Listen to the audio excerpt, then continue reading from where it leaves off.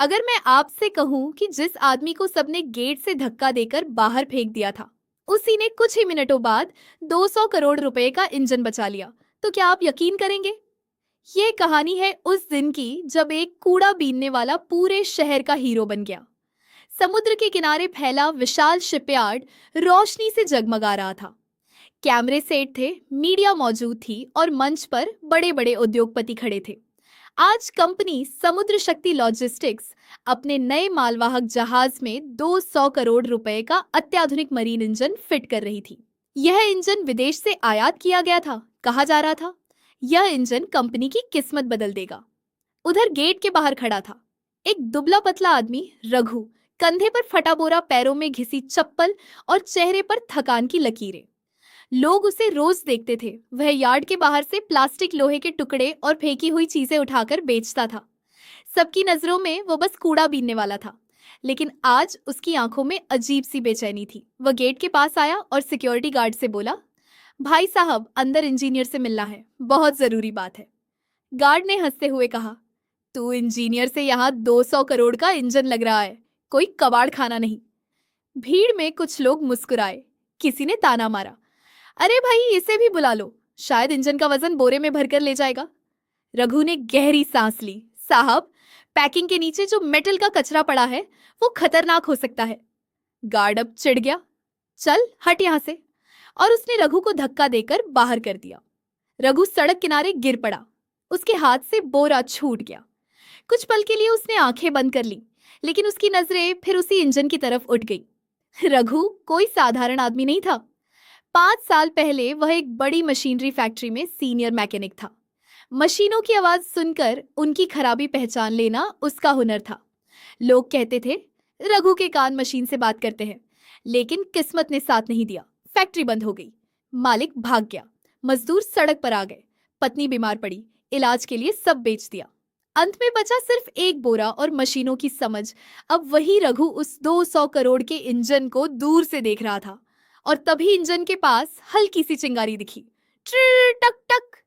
एक अजीब कंपन की आवाज। भीतर इंजीनियर घबरा गए।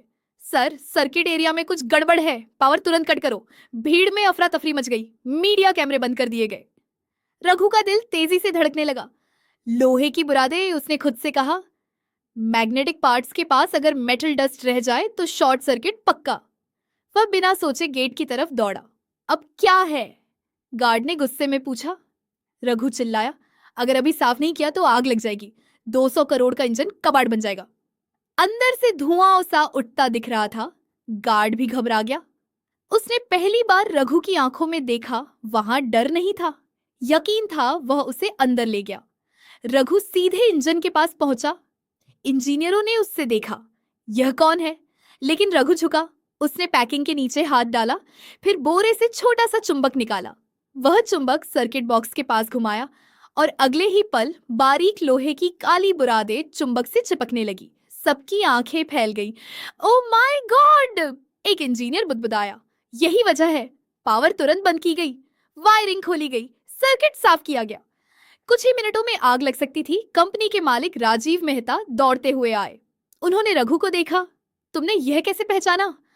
रघु ने शांत स्वर में कहा, मशीन की आवाज बदल गई थी और पैकिंग में लोहे की बुरादें थी, बस वही समझ गया। तुम इंजीनियर हो? रघु हल्का सा मुस्कुराया। कभी था साहब, अब लोग मुझे कूड़ा बीनने वाला कहते हैं। पूरा यार्ड सन्न था, जिसे कुछ देर पहले धक्का देकर निकाला गया था। वही आज 200 करोड़ की संपत्ति बचा चुका था। अगले दिन अखबारों की हेडलाइन थी, कूड़ा बीनने वाले ने बचाया। 200 करोड़ का इंजन मीडिया इंटरव्यू लेने लगी। राजीव मेहता ने सार्वजनिक माफी मांगी। उन्होंने कहा, आज हमें समझ आया, प्रतिभा कपड़ों से नहीं, अनुभव से पहचानी जाती है। रघु को कंपनी में टेक्निकल सुपरवाइजर की नौकरी दी गई। पत्नी का इलाज कंपनी ने करवाया और गेट पर वही गार्ड जिसने उसे धक्का दिया था अब सलाम करता था। कुछ महीनों बाद रघु हेलमेट पहनकर नए कर्मचारियों को ट्रेनिंग दे रहा था।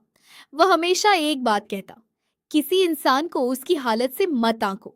कभी कभी हीरा कचरे के ढेर में मिलता है, और सच यही है, जिसे दुनिया ने बेकार समझा वही सबसे कीमती साबित हुआ। तो अगली बार जब आप किसी को छोटा समझने लगे, ये कहानी याद रखिएगा, क्योंकि हुनर कभी मरता नहीं, बस एक मौके का इंतजार करता है।